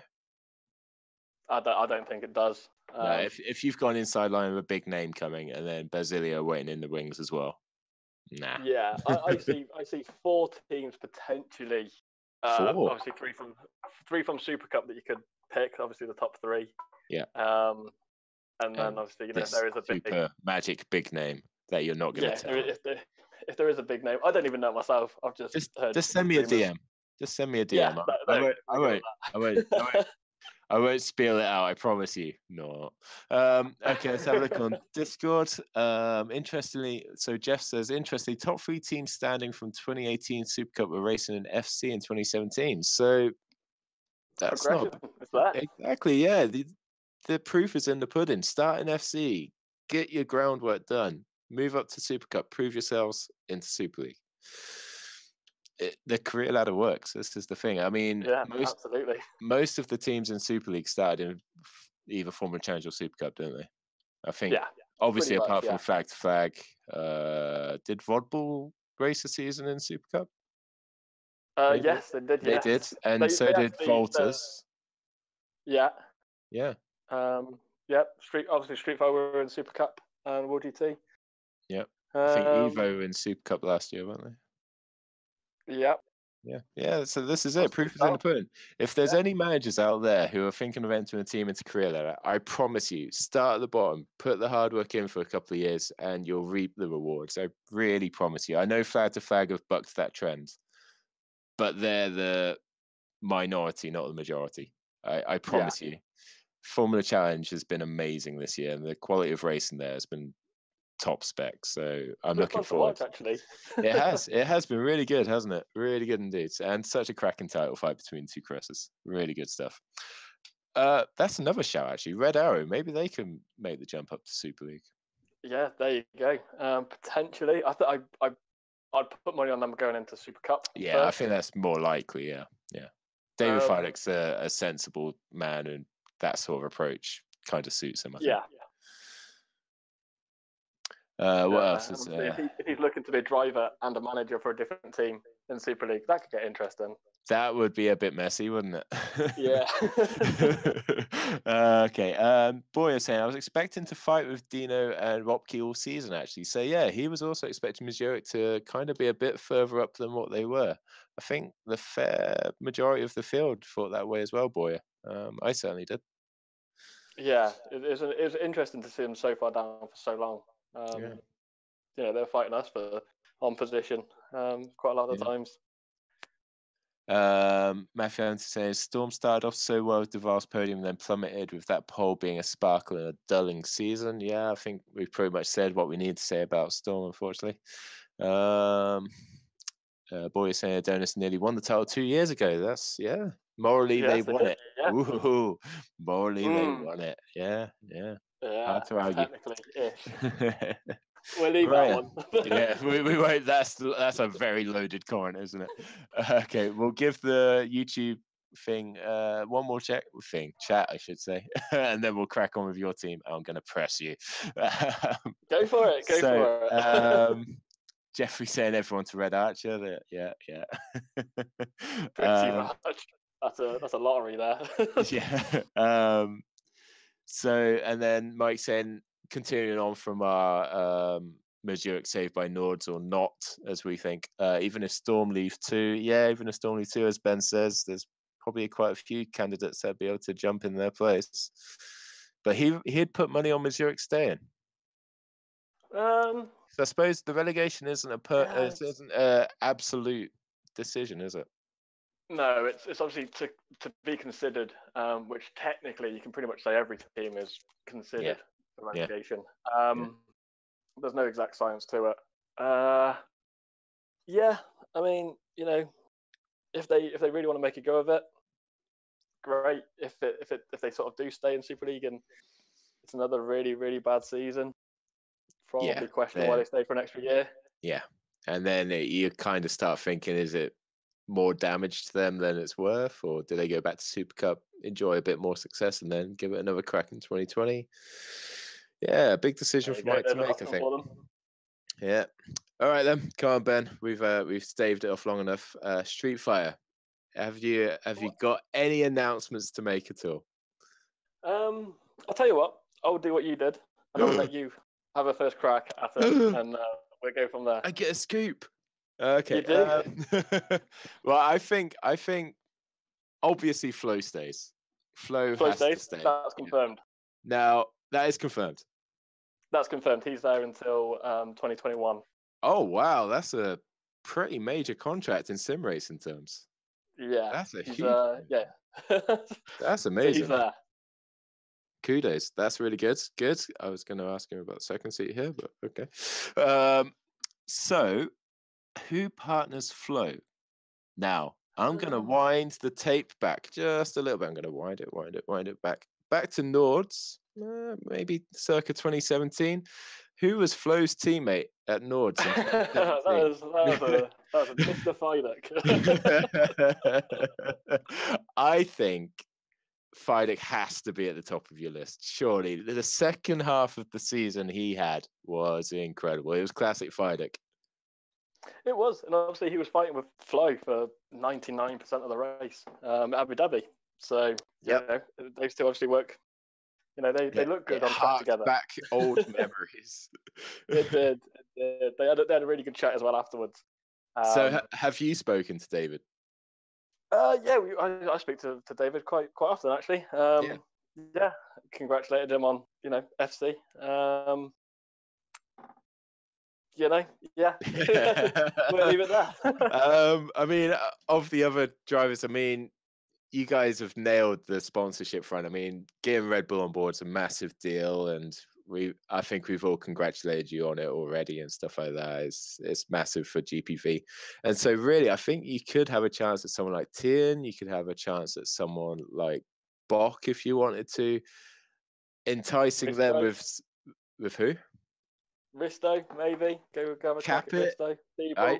Yeah, maybe. I mean, it's an interesting program that you guys have got going now. It's something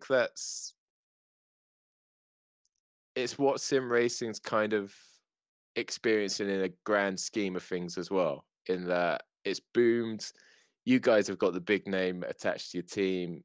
You've got a driver signed up for God knows how many years. A long time, yeah. He's a slave to us now. That's going to be very enticing to a lot of top talent. So I think you've probably got a nice choice on your hands. Yeah, obviously we've got a junior program as well. So we've got 5 drivers in our junior program that are all itching for a seat, all tested the car this season. And then you've got people from outside GPV. We obviously we look at talent more than just where they're racing. So if we're seeing talent racing sort of further afield, we'd have a chat to them at the very least. I don't know.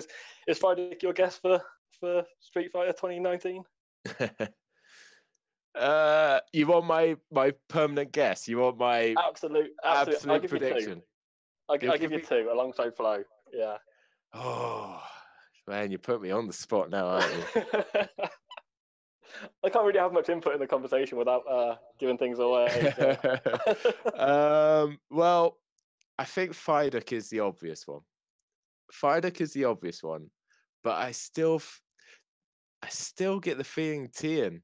I have a funny feeling Tien as an outside bet. No one sees it coming. He's got a good thing going with Edge. Fancies something different. Allured by the big name. Slap him in. Sending it in like Danny Ricciardo. Yeah. Could be an interesting. What I will say is both drivers have signed contracts to be in the seat for 2019. So it's already confirmed. I just can't tell you who it is yet. Oh, okay. I thought you were going to say Tien and Fidek have agreed terms. I'm like, wait a sec, you've only got one seat, mate. Okay. That'd be a lineup, wouldn't it? So the second seat is off the market. You've made the decision. You're just waiting to announce it.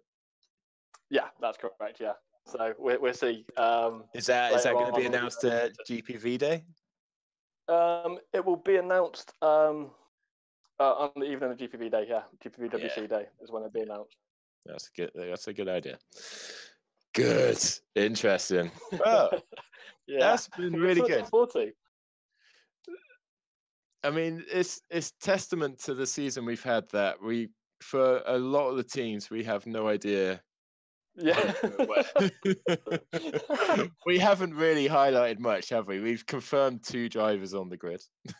Yeah. Way to go. Possibly 3 if we get Mike to confirm Siebel at ACR next year. That's about it. That's all we've done today. Come on, Mike, join the party. It feels good to confirm. Right, cool. Always a pleasure speaking to you, Ben. Well done on Abu Dhabi. Good job hanging on in there, and credit to the whole team for sticking it out. And yeah, kudos to you all. No, that's great. Thank you. Thank you for inviting me up here as well. It's been nice to chat a bit about something other than Street Fighter. It's quite a bad season, to be honest. So I can throw a bit of shade at other teams this time. That's what the overcut's here for. There we go. It's amazing. It's an amazing product. Perfect. Right. Take care, man. Cheers, mate. Bye now. And there we go. So really interesting conversation there, Ben. I hope you guys enjoyed that as well. A little bit of silly season. We like to get some rumors started here. I think we got a good idea on a couple of drivers, maybe. I think, like I was saying, the ACR Evo thing with Dennis Jordan, I think that's going to be the big key to a lot of the market. Once that's settled, I think a lot more places will fall into, a lot more pieces, I should say, will fall into place. Right, let's bring in Yuri quickly before he gets too bored. He's been waiting for about an hour now, bless him. So let's give him his 5 minutes and see what he has to say. Hello, Yuri. Oh, good evening. Hey, how's it going? It's alright, getting a bit tired there waiting, but I was just saying, I think you've been waiting for about an hour or so to finally get on. So, 2018 is wrapped. You had a part season, I think is fair to say. I'm just trying to bring up your record here. So, yeah, you kind of had 2/3 of the season. I think that's fair to shout, isn't it? yeah, about that.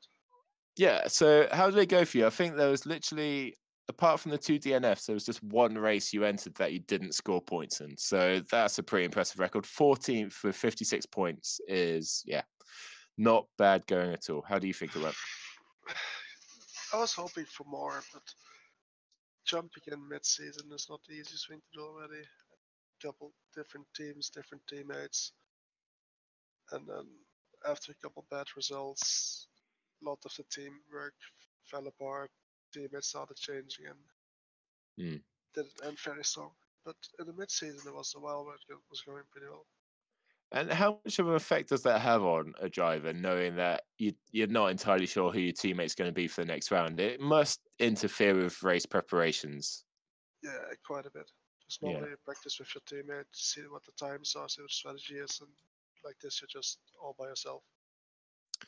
Yeah. So I don't know if you were listening on the conversation I had with Ben just then about potential lineups for 2019, but I have you down as a candidate for a full-time gig with Adonis.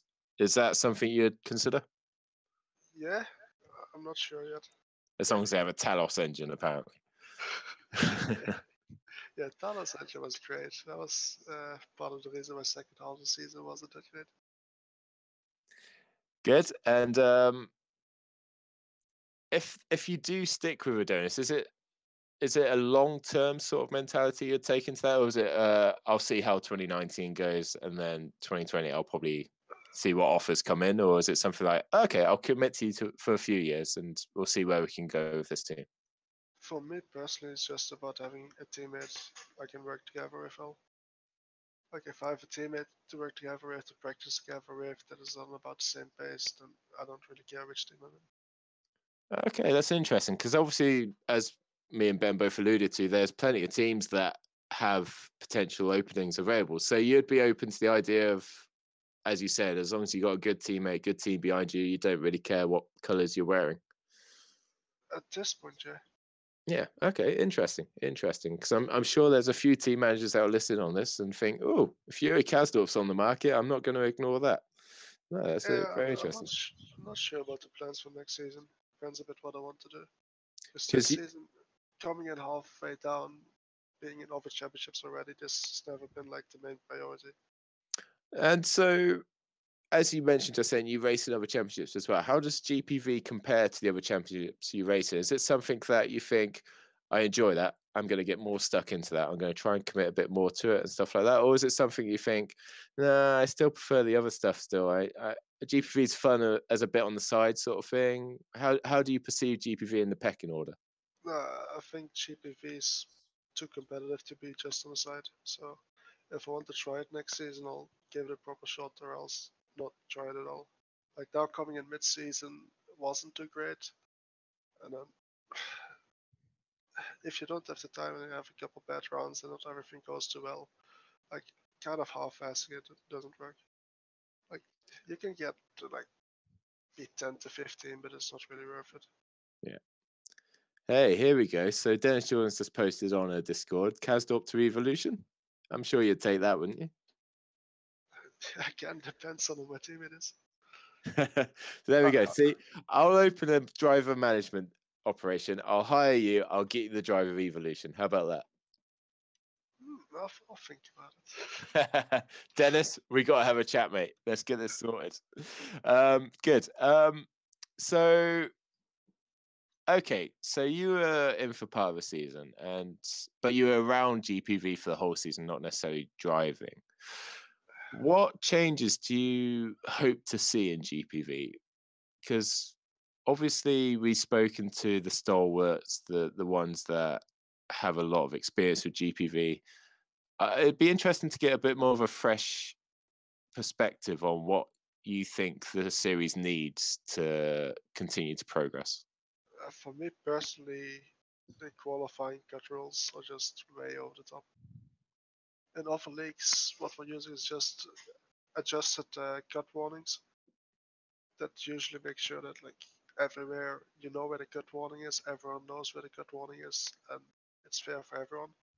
And then if you get a small cut, you know immediately, and the lap's not counted. And instead here, you might put a lap in, you might think it's fine, and then the next round, they'll basically destroy your whole race. And continuing on from that, with the DC, Roy Schroten, obviously, he's got almost the impossible job, I think it's fair to say. He's never going to please everyone. But what do you think of the DC? How do you feel they've performed this year? For me, it's been alright. Yeah. I haven't had that many races since I've reported or been reported against, but I was going to say, you haven't been involved in much, have you? You haven't had any major incidents that have been in the spotlight or anything, have you? I've had a couple smaller incidents, but nothing major. Sure. So, what's been I'll ask you the same question as I've asked everyone else. Outside of yourself, outside of Adonis, up and down the grid, what's been the biggest surprise of 2018? Well, for me, I haven't really followed GPV before the season. But I've been around in sim racing for a while, and to see a guy like Alex Siebel, which I've never heard of, just come out and dominate in a proper like top division league is just a surprise. Yeah, I mean, the names, I didn't expect someone I never heard of to just come out and just get win after win. Yeah, he's had an astonishing season. He raced in Super Cup last year, and he was good there. So I kind of had an inkling he was going to be decent, but to the extent of nine wins, was it? And just qualifying was astonishing. Yeah, I would agree with you there. Yep, that's a good one. So is there anything else you want to get off your chest at the moment? Yeah, you were saying that you're kind of trying out negative me almost. So is there anything that's on your mind that you just feel like, I'm here for you, Yuri? This is a safe space. You can tell me anything you need. Yeah, just the whole season I was trying to get like top 3, was in there for quite some places, at least a top 5, and every time I fell just short. Like, I got one P6 and I was starting with a back of the grid to the start of the race, and then all the races where I did have a decent qualifying, something happened, or it's an incident, or the mechanical failure. I tell you what, just there's always one driver. There's always one driver that just has such the poorest luck, and yeah, I think unfortunately it was you this year. I wouldn't say it's that poor luck, but a couple mistakes as well. It's just not getting top 5 is kind of frustrating. One day, Yuri, keep at it, mate. chin up. You'll be absolutely fine. I'm sure you'll be a star in GPV for years to come. Well, Hang on. if I'll try next year, the goal won't be a top 5. I'll tell you that much. Right, Yuri. Good speaking to you, and we'll see you around next year, I'm sure. All right, see you. Thank you. Cheers. There we go. So good. There you go, team managers. If you're looking for a proper good Super League driver for 2019, Yuri Kazdorp's your man. Give him a drive. He needs to be in there full time. He needs that support. He needs a proper good team. Let's get him a drive and let's get him right up there. He's a good man. Right then. So one last look at the comments because we're nearly hitting 2 hours. So I think we're going to start bringing it to a close. Bock and Kazdorp, the YTF1 driver dream team from Matthew Allington. So YTF1, yeah, they've had their fair share of good drivers through the years. And you never know. That could be an evolution lineup one day, Matt. I don't know how you feel about that. But I mean, if YTF1 get in, Kazdorp might be a good choice for you there, Matt. Not a bad shout. Good team leader. Boy says so. YTF1 feeder team of evolution confirmed. And Jeff said I was expecting some 1ACO evolution partnership, and obviously 1ACO is Boyer's team in the Virtual Endurance Championship. So he's just giving a bit of needle to Boyer there. I'm so used to that; it's not even funny. Okay, let's have a look on the YouTube channel. Let's start wrapping things up. Ben, is the pressure on for 2019 at SRS? Sorry, I didn't see that question there, Mike. I'm sure Ben will answer that for you if he feels necessary. I'm sure the pressure is on, but I think that's the same for most team managers up and down the grid. GPV's becoming such a big beacon of esports nowadays, I suppose. I think a lot of pressure is going to be on a lot of managers for 2019 to keep the performance levels as high as possible. Risto to SOS would be like Damon Hill to Arrows. Yeah, but Damon Hill nearly won a race, so let's not forget that. But yeah, I can't see Risto taking a seat in the lower reaches of the grid based on 2018. Risto, there's no doubting he's a great driver, but as Ben alluded to, he's got so much on his plate that I think he'll gracefully leave GPV with his head held high, another successful season, teams championship, and put his commitments elsewhere, maybe. Dennis Jordan for ACR. Okay, so I think that's about it. We've had a really good show. I've really enjoyed this one. It's been a bit weird on a Saturday night. Obviously, if you haven't listened to it live, it's going to be available to listen again at any time. I don't know why I'm telling you guys this because, well, you guys listen to it live. But obviously, any questions to me, feel free, and I'll try and include them on the next episode. I don't know where the next episode will be. Obviously, there's no more Super League action. I might do one during the winter season, maybe after GPV Day or something like that. Maybe once some announcements start being made and stuff like that. Just trying to give a little update and everything like that. Maybe a Christmas special. I'll be on the brandy this time or something like that. But thank you very much for listening. Really appreciate all the questions that have come in, all the comments, all the interactions. And we'll see you again sometime soon. All the best, guys, and take care. Bye-bye.